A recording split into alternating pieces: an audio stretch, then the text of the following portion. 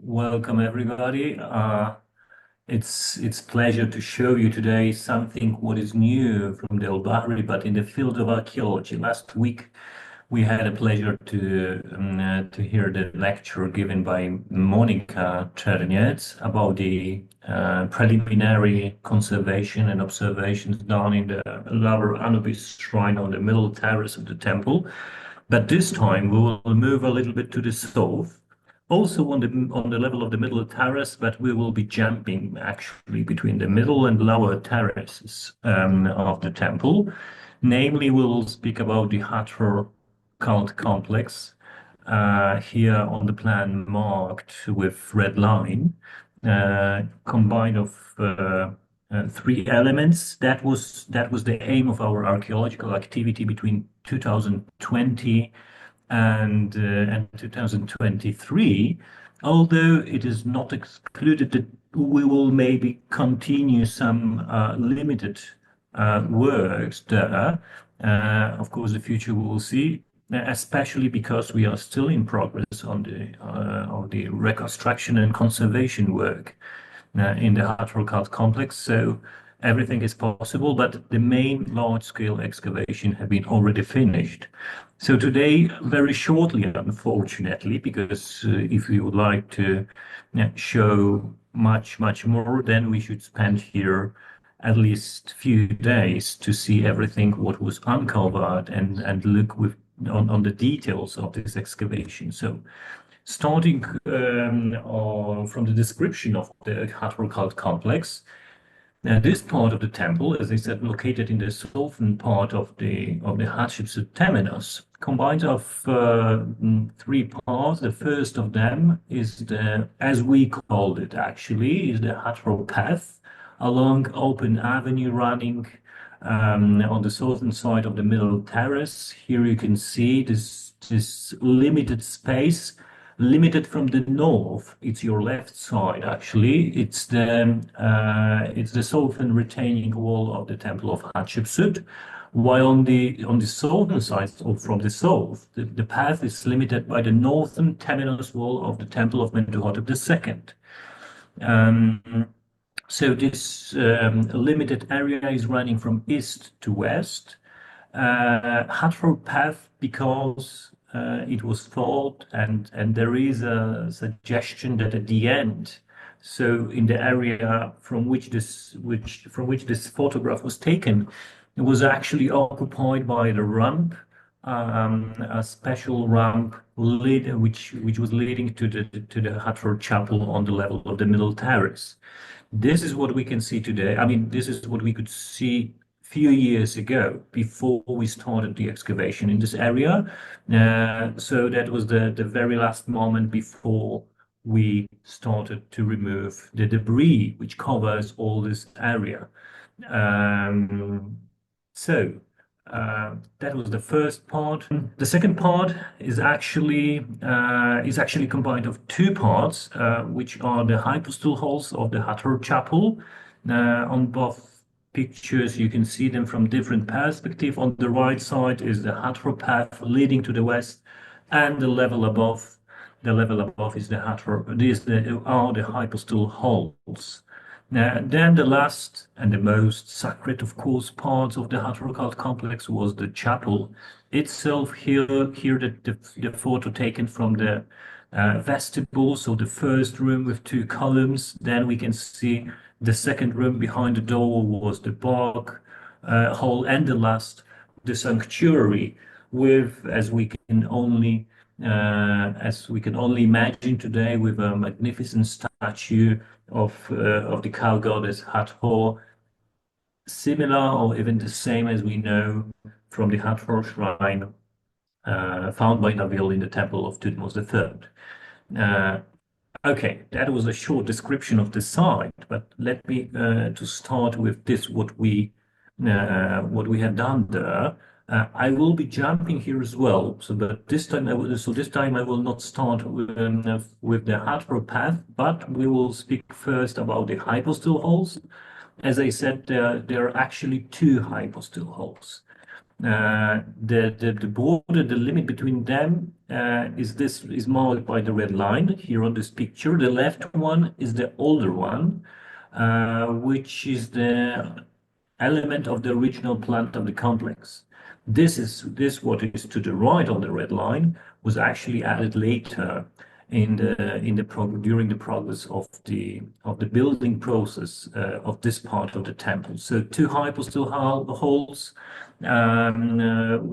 with a step. So if you will come to the temple to see this part of the temenos, you can see that there is a small step leading to the deeper part of the hypostyle halls, and that was actually the original front of the older hypostyle hall.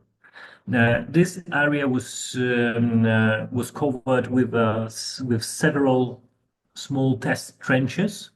Our plan was to uncover what was possible to uncover to check how it was constructed.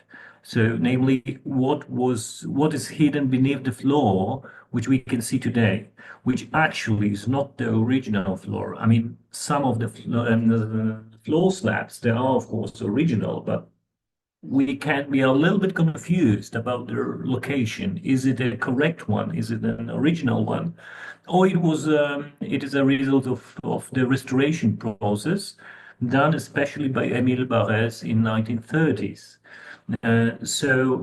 Several test trenches showed us how this part of the Hathor Cult Complex was constructed. So beneath the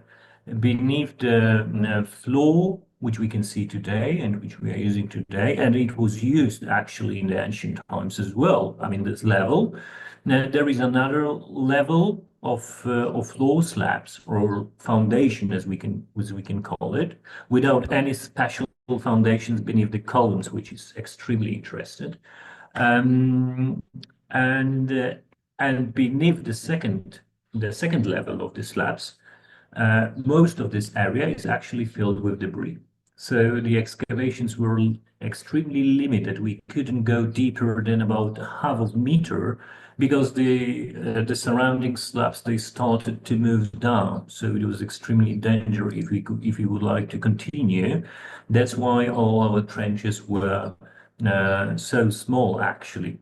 In the western part, we were able to reach the bedrock level, so we could trace how the bedrock was prepared, how it was carried out to prepare the space for the future Hathor Chapel and its hypostyle hall. Here is a section of one of them. Then the second part, and the most interesting actually, which brought a lot of results, especially from the post-New Kingdom history of the temple, is the Hathor Chapel itself. The aim of our work was to expose those places where the original floor slabs they didn't preserved. So as you can see on the left picture, it is clearly visible that there is no floor slab. So this area became one of our targets of our archaeological activity. On the right side, you can see the difference between the size, especially the size of the floor slabs, which was also actually very, very strange. And I can tell you that in both cases, we came across of the tombs. We were actually not the first team who have excavated these tombs. They were found for the first time, actually. For the first time, they were found in 1857 by a gentleman named Monnier, who was excavating this area, but unfortunately, he didn't left any report, any information about his work. So actually, we were completely blind looking for the tombs. There was only a short mention from the year after the excavation of Monnier that he found 8 tombs in this area and over 60 coffins. It is hard to imagine that in all of those burial chambers which we explored were hidden 60 coffins. So we can suppose that most of them were actually lying on the top of debris, which was filling the chamber, the chapel rooms. but the number is really impressive. Um, Nevertheless, during the excavation, we brought much more fragments of more coffins and cartonages, which you will see. This is how the tombs were located, actually. So even if in a very small, narrow niches, we explored the tombs. All of them, sometimes they were quarried out even beneath the massive walls of the chapel. Everything was supported after the excavation, so we built several foundations for the walls of the chapel, especially there where the spaces were left completely open. Because after the excavation of Monia in 1857, the tombs were explored once again, most likely by Emile Barès in 1930s, which was suggested, for instance, by the picture of young King Farouk, found in one of the shafts of these tombs. Anyway, this is how what we could see when we exposed some of the structures, and this is what you could see standing at the bottom of one of the pits, actually. So in some places it looked really dangerous, but the situation was saved, so nothing bad happened. But coming in the future, hopefully, because we are conducting the conservation project now in the Hathor Chapel. And we have a plan, of course, to open this part of the temple to the public in the future. So coming one day to this space, you can try to imagine that this area or the floor is actually like a Swiss cheese. So 8 tombs in total were found in the Hathor Chapel. All of them, they were backfilled in a safety way, so you didn't have to be worried being there that someone will fall down into the shaft or a chamber. Nothing like this can happen. Although some tombs are really deep, I mean, not so deep as we look in from a broader perspective in the ancient Egyptian architecture, but some of them they reached the level of over 5 meters. All of them they were leading to just one tomb to two burial chambers, which is actually the result of two phases of the cemetery, which was formed in the Hathor Chapel as in on the third terrace of the temple at the beginning of the first millennium BC. This is the plan after the excavation, so you can see that almost every single space of the chapel was occupied by the tombs. Sometimes they met they when they were quarrying out another tomb, they found the older one. So we had such a situation in the tomb 27, located in the southern niche of the west wall of the vestibule, where we could see where there was a hole in the northern wall of the chamber. We could see the shaft of the tomb 28, which is actually located in the bog hole. That was the result of a long existence of this part of the cemetery, actually. So we are trying to establish the beginning, the origins of this part when they started to occupy the Hathor Chapel. It was somewhere at the beginning of the first millennium BC. But except those later objects, we came across also of those finds which were strictly connected with the cult of Hathor from the 18th dynasty. The reign of Hatshepsut Thutmose III, Amenhotep II, is actually not possible to say to date those objects more precisely. So the cow figurines, of course, the faience bowls as well, and fertility figurines, all kinds of very specific offerings dedicated to Hathor during the New Kingdom. They were found as well. They found their way into the tombs, probably or most likely during the backfilling of these tombs by Barès or before by Monnier. It is not easily to say at the moment, but Probably originally they were not taken during the New Kingdom. They were not taken from the chapel, as it happened usually. So the temple personnel collected from time to time, collected all this material, all those offerings brought there before, to make and took it out to different places of the el-Bahari. We found so far 14 such deposits of votive offerings to Hathor in different parts of Del Bahri. They did it to make a space for new offerings. So probably those which we found were stuck somewhere between the floor slabs, and then during the backfilling or acquiring the tomb, it is hard to say, as I said before. And they found their way to the tombs where we found them.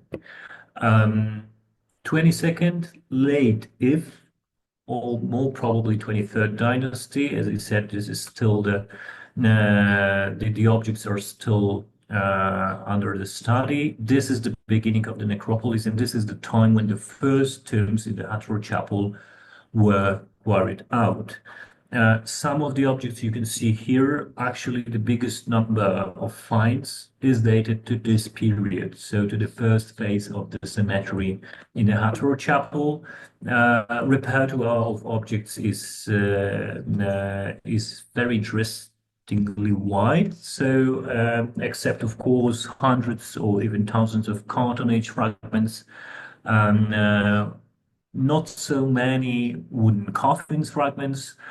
We came across also some figures like four sons of Horus, wooden four sons of Horus, in the form of a mummy, as you can see, three of them here, uh, and so on and so on, and chapters, of course, and so on and so on. So I forgot that they didn't put it here. Anything else? But jumping to the second phase, very precisely dated, actually, thanks to this piece of linen with a cartouche of the King Shabaka.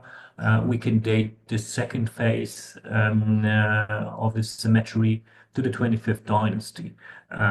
So it was very helpful, except, of course, we have a lot of remains of coffins, at least two sets, actually, or one, but with two jackals lying on the top of the lid, facing each other. On the left side, you can see the head of one of them. So two or minimum one carissus set was placed in one of these tombs during the 25th dynasty. This is what we know so far. But among these finds, we came across also very interesting but also enigmatic objects. One of them is this fragment of a wooden figure, um, a little bit small because it's only about 11 centimeters in length, if I could remember, 11 or 10. So you can imagine what is the size of this figure, which is very similar to this model now in the British Museum. But actually, we cannot see, as you can see here, we cannot see the tail running like the body. So it was my first thought that it might be the similar object, but a little bit later than those two phases of occupation of the Hathor Chapel. Then more and jackals came to my mind, that there are possible analogies for our wooden figure, but actually this is not a jackal. Looking to the details, especially because there was a headdress. You can see the pigtail looking from the top on the figure. So the pigtail is telling us that it cannot be a jackal, but it was actually a sphinx. Then became a time to to study what kind of sphinx. Do we have any sphinxes among the grave goods from the third intermediate period? Uh, some of them were found. They are in different museums. You can find different kinds of sphinxes, so sphinx figures, smaller and bigger, of course, made of different materials. Unfortunately, not made of wood. Starting, of course, much earlier, if we would like to speak about the wooden sphinx, but it was not the case of the third intermediate period. Now, most of these figures were made of bronze or faience, so still it was not the case of our figure. This is how we are trying, or how we see this figure, 14 centimeters in length in total. That was its size, most likely, but still its function remains unknown, especially that we can also not exclude that it was an element or one of offerings dedicated to Hathor. Since we know that Sphinx figures like this fragment of a head found not at el-Bahari but among the offerings to Hathor, that they were also dedicated to the goddess. So actually we have three options so far, but the most likely is the first phase of the cemetery, since we know from the wall representations, scenes showing the sphinxes in the funeral context, in the burial context, so which is of course not surprised, but from the 22nd, 23rd dynasty. But this question still remains open. So maybe if you will have any ideas, any thoughts about this, I will be grateful to hear, and I will be grateful if you would like to share them at the end of this day.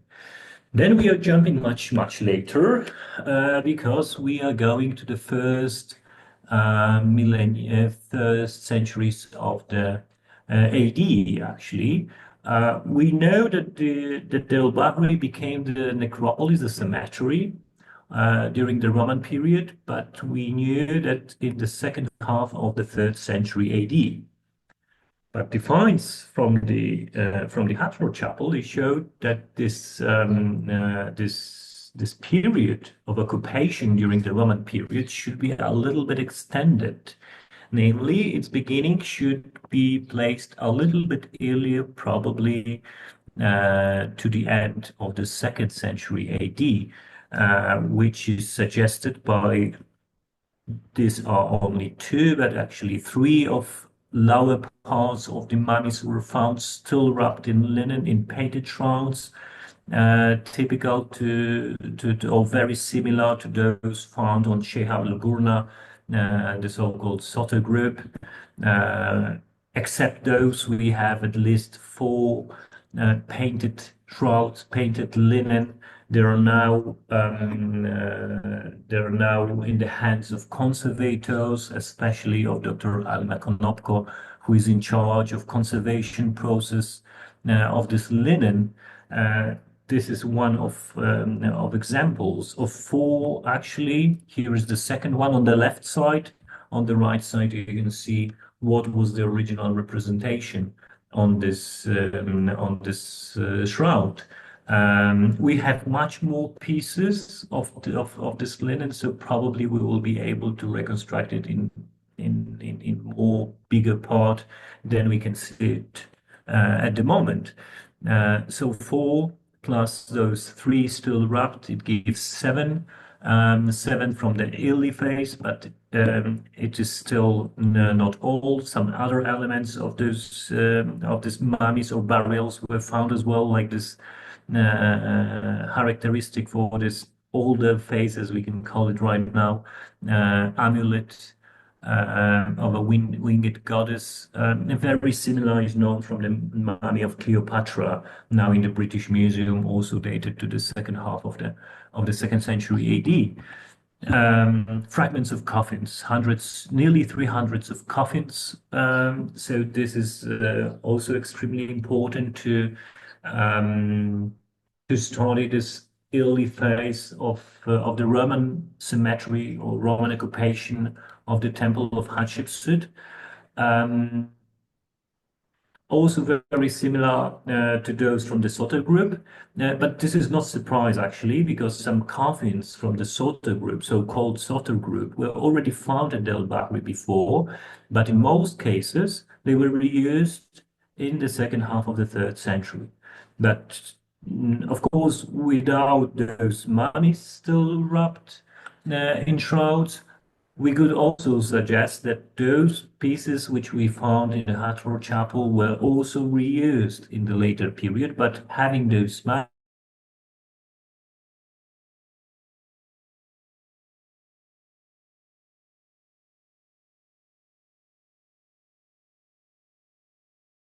of the so-called Soto group burials in the other parts of the el-Bahari found so far.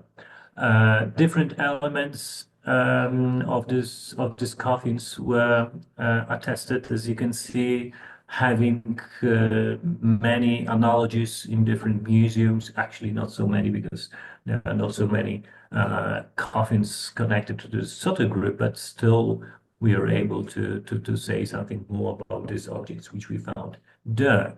Then the second phase of this cemetery, which was also attested in the other parts of the el-Bahri, both in the temple of Hatshepsut, especially on the middle court, actually on the in the layers of debris which covered before excavation, which covered the middle terrace and in front of the temple of Mentuhotep as well.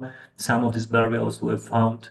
Now we have group between 8 and 11 mummy masks, like this here shown here.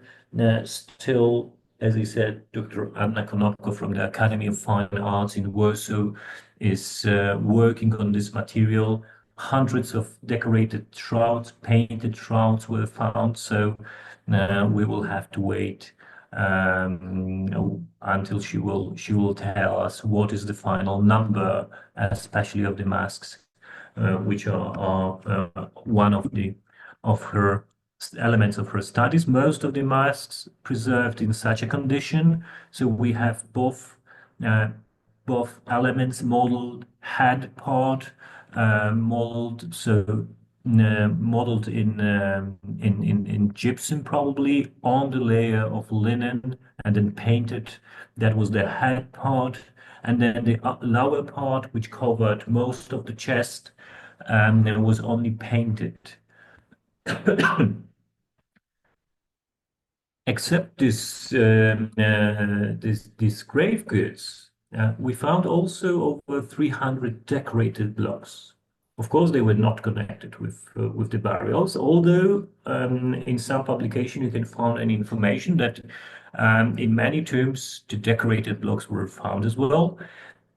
In this case, we have actually many options or many possibilities how these blocks found their way to these tombs. So one of them was, of course, that they were reused, or the occupants or people who were carrying out the tombs in the third intermediate period, they used these blocks to some purposes in their tombs.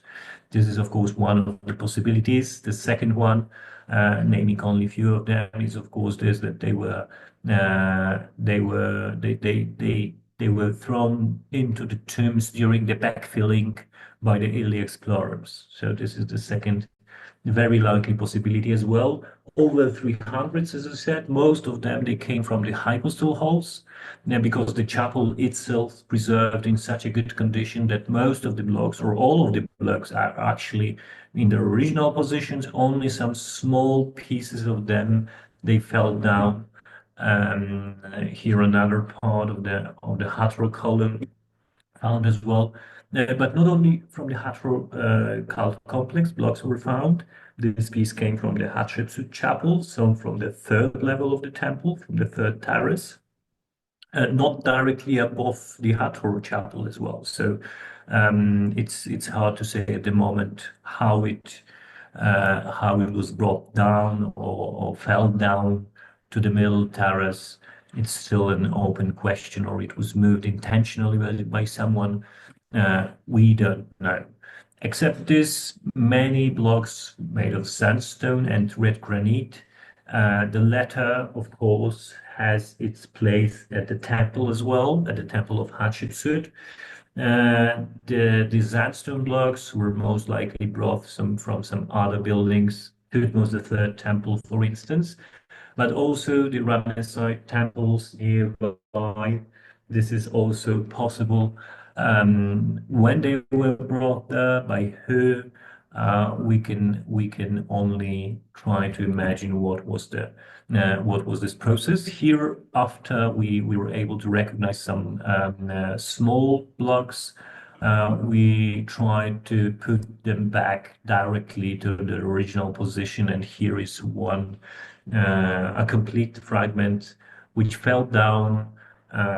The question is, of course, when and how during an earthquake in the ancient times, which was the beginning of the process of transformation, the sacred space at el-Bahari, the result of which um, was formation of the cemetery in this area. It is hard to say at the moment, but we can only see that this piece fell down from the wall before all the space was completely burned. The colors, most of the colors, they were completely burned. You can see it on data on the left side. We can see that both lines are red, but originally, of course, the lower one was yellow. But this piece is still covered by original painting layer, so it happened for sure before, and it was found. This is the picture from the southern niche of the vestibule, and it was found in the shaft, which was curved in the floor of this niche, so it didn't went far away from its original position. Too enigmatic, but in the meaning of this, why they are there actually, or why they were present in these tombs, are the funerary counts. Of course, as a group of objects, they're not so enigmatic, but how they found their way to these tombs, it was another question. Now, that was my intention to show it at the end of this part of the presentation, because they're actually connected with one of the latest phases of the temple on the timeline, because they were connected with the Coptic monks who were collecting the funerary counts, walking across the necropolis, and they brought them back to their monasteries and hermitages to reuse them. And in these cases, they perfectly fitted to seal the amphora. So the shape of the cone has a perfect is perfect to seal, to close the amphora. So the Coptic monks. This is not my discovery. This is the discovery of late Tomasz Górecki, the director of one of our missions in Thebes, who studied several examples of funerary counts in their context, in their Coptic context, actually. So the secondary context. So having this in mind, probably these counts were also reused by the Coptic monks in the monastery, because we found during the exploration, we found many objects connected with the monastery, so monastic life at el-Bahari as well. So they perfectly fit to this group and to this date of the objects. The Count of Montuemhat was brought from the nearby tomb of its owner, so from Asasif, but the Cone of Nacht was probably found on the eastern slope of Shihab al-Gurna, in the upper part of this slope. The tomb of Nacht was located. We don't know which exactly is this tomb, but this is the area of origin of this object. Now we will move down to the Hathor Path, where we actually found another part of this cemetery. I mean, calling this cemetery, I mean the cemetery from the third intermediate period. Now we came across two shaft tombs, both of them also excavated before by Edward Naville. Uh, but nevertheless, we found a lot of objects also from the 23rd dynasty without later occupation. So we have the only one phase, but we know that these tombs were occupied by several generations. We can trace it especially in the architecture of the burial crypts. You can see here the lining of the shafts, the upper part of the lining. So because of this debris, this thick layer of debris, they had to line the uppermost parts of the shaft. So you can see here these linings. Many blocks used to build these small walls were actually reused from the already in ruin temple of Hatshepsut. So we know that at the beginning of the first millennium BC, at least this part of the temple, namely the Solven retaining wall, was partly in ruin. You can see on the left picture the block in the corner, which is actually the son of the decoration of the Solven retaining wall. On the top right picture, you can see fragment of a cornice also from the temple of Hatshepsut. So many blocks were reused to line the uppermost parts of the shafts, and this is how they looked like. And especially on the right one, you can see that the chamber itself was enlarged at least 3 times, carving out the niches on either side of the chamber. They made this more space for another burials.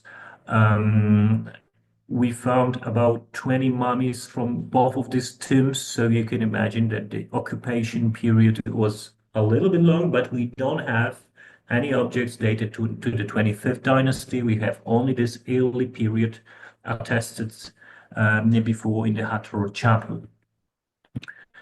That was the post-New Kingdom cemetery in this part of the Temple of Hatshepsut in the Hathor Cult Complex. Now we will move to the opposite end of the timeline.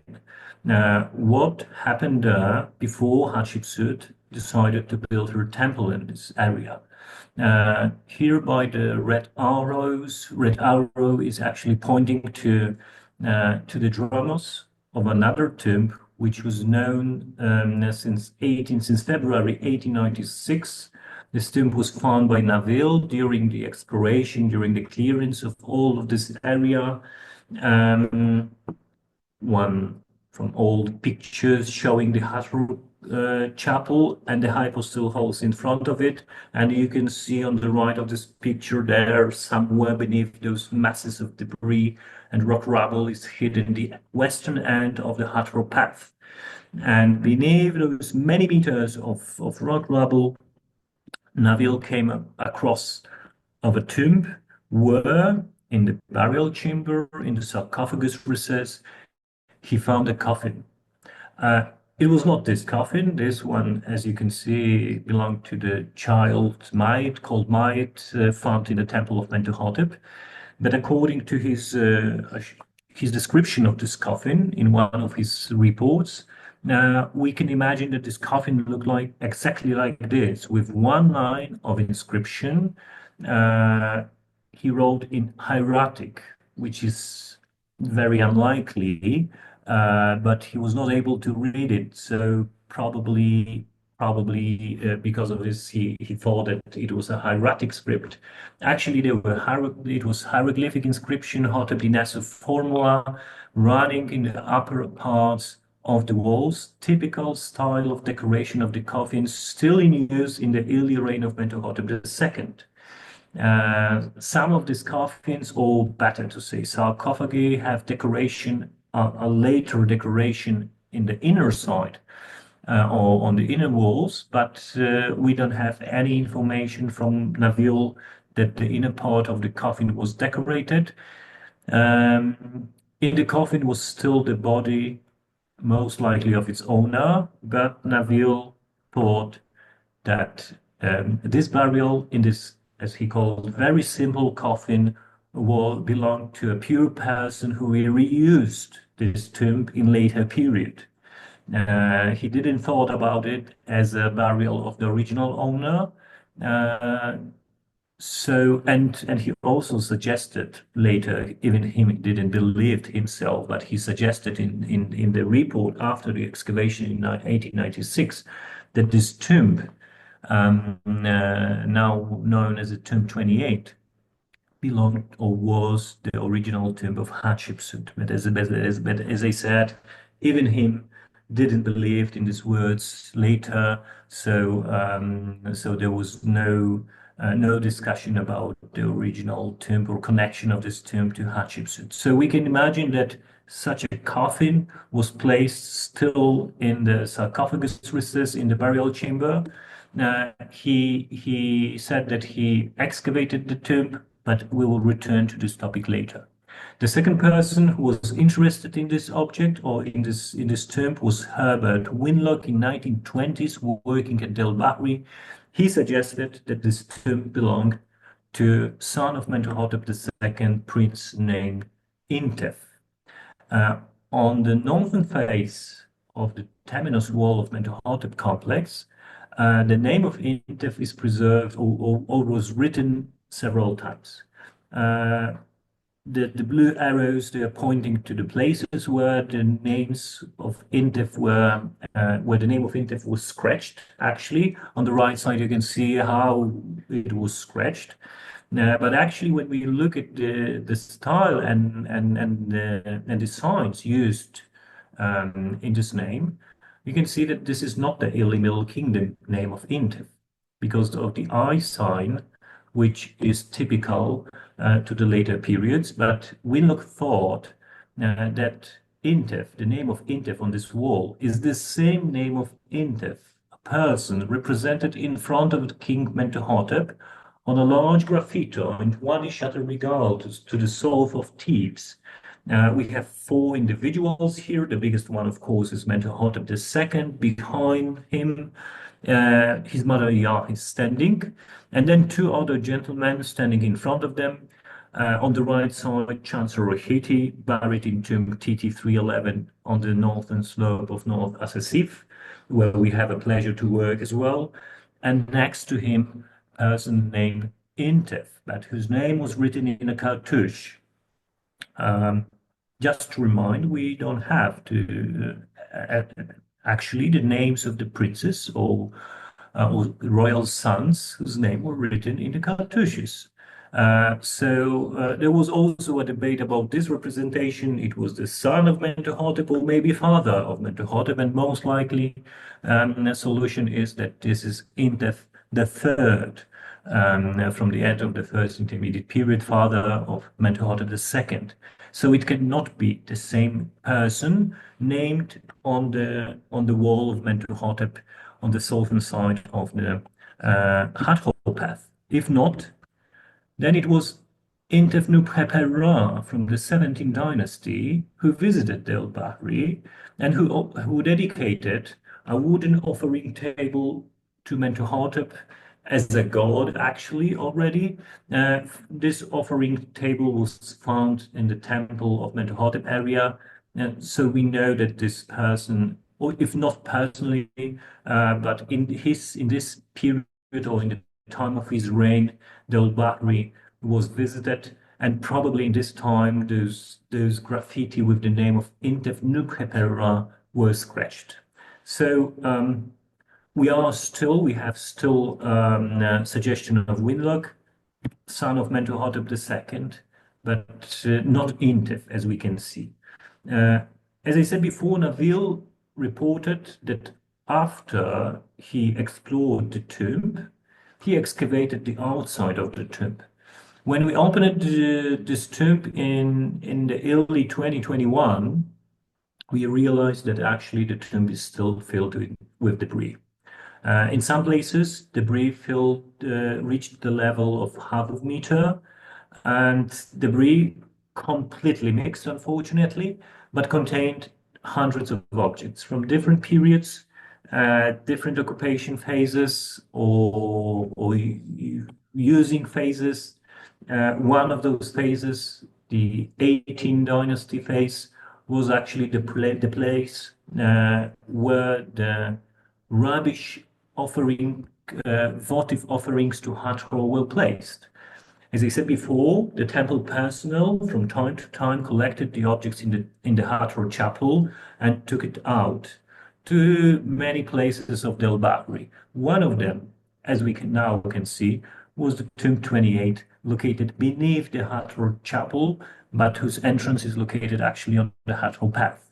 Uh, it was actually only one of two deposits because the second one is dated to the Ramesside era, so we know that this tomb remained open for a long, long period. Here are some more other objects, almost full repertoire known from the studies of Geraldine Pinch. Full repertoire of votive offerings to Hathor was found in this tomb, still under study.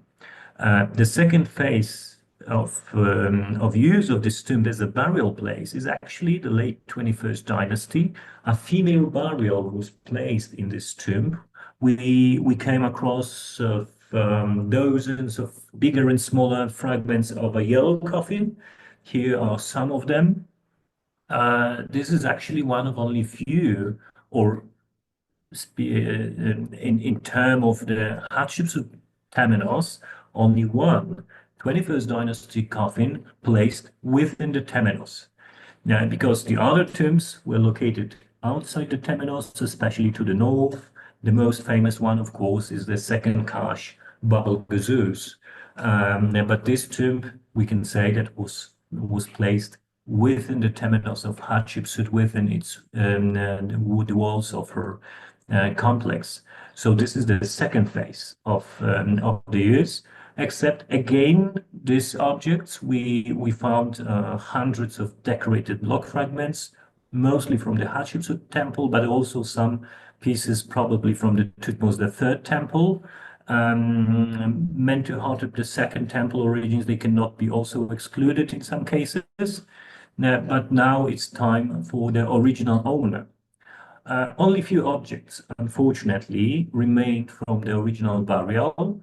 Here you have the selection and the most important of these objects, like the wooden stuff, which is extremely important to say that it was a male, not a female tomb. Offering of oil bottles connected with the cult of the deceased person, but after the funeral. Funerary cone, actually only one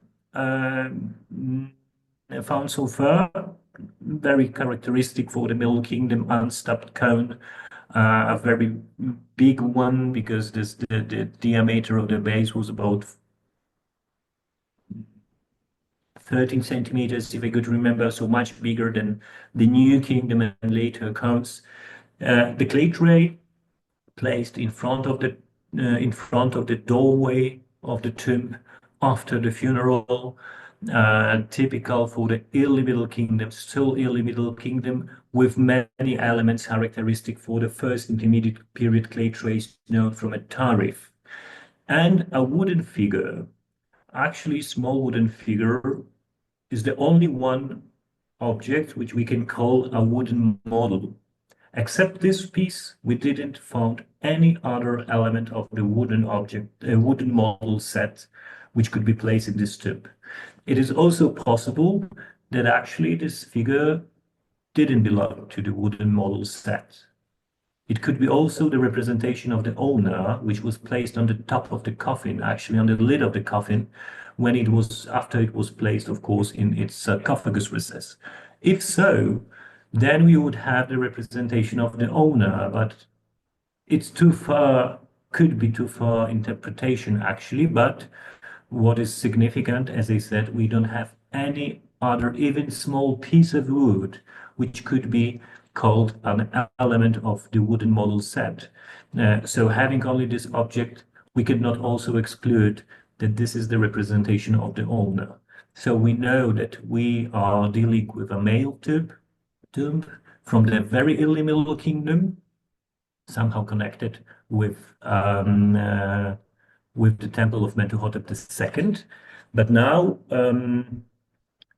speaking of the interpretation or suggestion of Winlock, son of Mentuhotep, the prince, we know that not Intef. Maybe if his name was Intef, then we don't have any evidence which can prove this solution. But really, the prince. Let's check something else. When Naville reported that when he finished the exploration of the tomb, here marked as the tomb 28, he came across the first foundation deposit of Hatshepsut.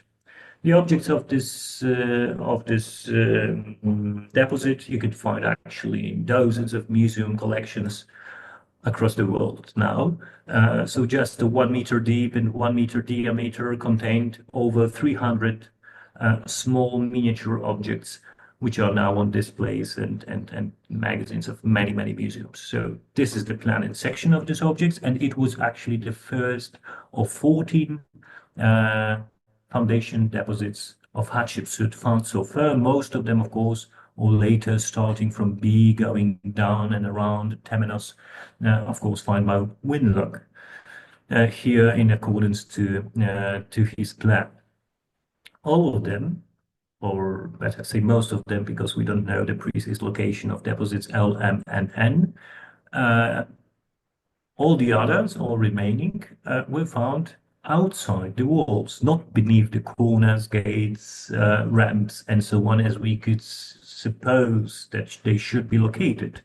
They were found outside. Why?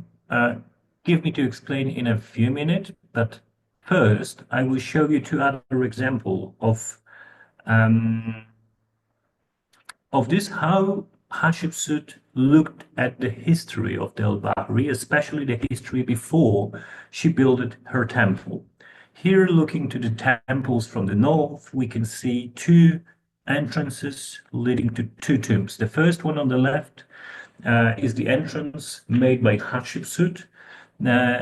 The entrance is leading to the tomb of Queen Nefer, sister and wife of Mentuhotep II, so 11th dynasty tomb, whose original entrance was actually sealed when Hatshepsut built her lower northern portico. So she closed the original entrance, but she decided to carve a special visitor corridor to leave this tomb open to the visitor in the future. She didn't want to hide this tomb. She didn't want to destroy this tomb. She didn't want to forget this tomb. This is the first one. The second one is located to the west of it. This is the tomb of the early 18th dynasty Queen Meritamun, wife and sister of Amenhotep I, whose enigmatic mud brick building was found on the level of the lower court, then demolished by Hatshepsut, but the tomb itself was not demolished. The tomb is located directly behind the something which we call the northern colonnade. So above the red arrow, you can see its eastern corner, and the colonnade is running to the west. In the west, and then have the same corner with the lower Anubis shrine. Zygmunt Wysotsky, one of the former directors of our mission in 1980s, suggested, on opposition to Winlock opinion, that when Hatshepsut built this northern colonnade, and then when they were acquiring another chapel, actually they finished 4 of 5. They planned to build 5, but they built only 4. They came across, or during the acquiring the bedrock, they found out that just behind is the corridor of another tomb. Probably it was the moment when they found the tomb for the first time, and they realized that they are dealing with the royal family member from the early 18th dynasty in this case. So they knew who was buried in this tomb because the burial of Meritamun was still there in her burial crypt. So probably after that, Hatshepsut decided to stop the work on the northern colonnade, which actually remained to these days. It was unfinished, it was left abandoned, unfinished, probably because of this tomb. Because if they would like to continue, then they would have to destroy the corridor of this tomb. So we have two examples where Hatshepsut stopped her work to protect the older tombs of the royal family members. It was not always like this, because beneath the hypostyle halls of Hathor, or the Hathor Chapel, there were also older Middle Kingdom tombs, but they were not tombs of the royal family members. And both of these tombs found by Naville were covered with the terrace of the one of the hypostyle halls, probably rubbed by the workers of Hatshepsut or by someone else who came in this time to the site. Anyway, she didn't care about the non-royal tombs, but she put a lot of attention to the royal family members' burials. So coming back to the tomb 28 and to the foundation deposits, it's only, of course, the suggestion, but one of the possibilities. Having the foundation deposits, which were placed in this area before any construction work began. So before the workers of Hatshepsut started to dig for the foundations, they had to place the foundation deposits. It was not the moment when they came across the tomb 28, but probably they came across the tomb 28, which was not marked as the tomb of Meritamun on the surface by any chapel. That was the very moment when they discovered the tomb 28 and its owner still placed in the burial crypt. Hatshepsut realized that they are again dealing with the member of the royal family, and probably she decided to move the temple a few meters to the north, a little bit more than 3 meters to the north, to leave this tomb open, to leave this tomb accessible for the future generations, as she did with the tomb of Neferu and as she did with the tomb of Meritamun, stopping the work of the northern colonnade. Here you can see the location, or the line, the red line is marking the axis of the deposit, starting with the deposit A. Then we have in the eastern part of the Hathor Path deposit B, and so on the others. If they would build the temple as they planned from the very beginning, then the tomb 28 would be hidden by the middle terrace. It is not, as we can see today. As I said before, she was dealing like this only with the royal family members. Next to the tomb, just next to the tomb, among nearly 300 graffitis, very badly scratched on the wall of Mentuhotep complex, on either sides, actually, on either faces of this wall, in total nearly 300 graffiti, very badly scratched. Only one was curved very precisely. Is this connected to the tomb owner buried nearby, born of the king, or not? We completely do not know. And can we connect it with the tomb? Still, it's far away, but as you can see, the location in the context of the tomb is very significant as well. So it is possible that this short graffito, which contains only 3 signs, born of the king, Mes Nesu, can be somehow connected with the burial placed in this tomb 28. Coming back for a second, because I forgot to tell you this, we don't know what happened to the coffin, actually. We know that Naville found this coffin, he took it, he didn't brought it back to Europe, but most likely he sent it to the museum in Bulak in Giza, but we don't know what happened to this coffin later. Winlock was looking for this coffin in the Egyptian museum that year. I was looking for this coffin as well, without any results so far. Maybe the future will change the situation, but so far we don't have the coffin of the owner with the remains of the body of the person who was buried in this place and for who this tomb was buried. This is the plan and section of this tomb. Along over 15 meters long corridor, descending corridor, leads to the burial chamber with a sarcophagus recess, as you can see on the right side, with a vaulted ceiling. This is extremely important in the study of the architecture, because if we will compare the section, especially the section of this tomb, we can find only three analogies. Two of them, they are marked here. The first one is the tomb of Mentuhotep II.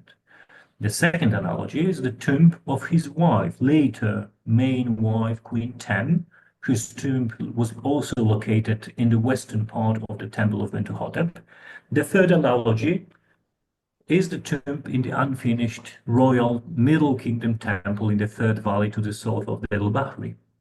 So we have only four tombs with showing this specific architectural arrangement.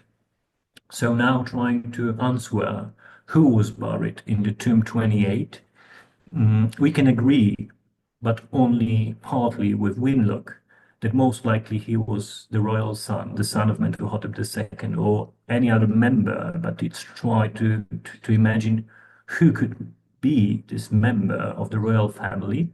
But we don't know his name. We don't know when exactly he died, when he passed away. It was very early period of the reign of Mentuhotep II. It's hard to say it happened before the reunification or after,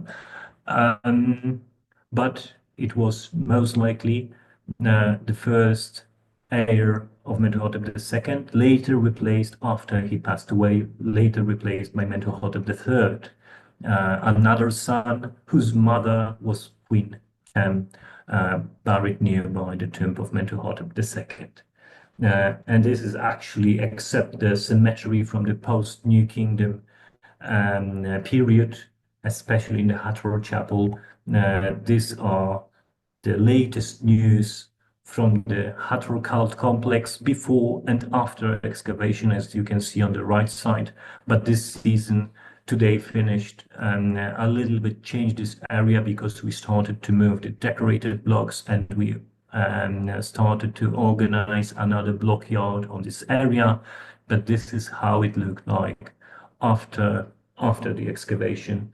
And in this very moment, I would like to thank you so much for your attention, speaking at the end about those who are standing behind the curtain, who, thanks to whom we are actually able to continue our work at the el-Bahari.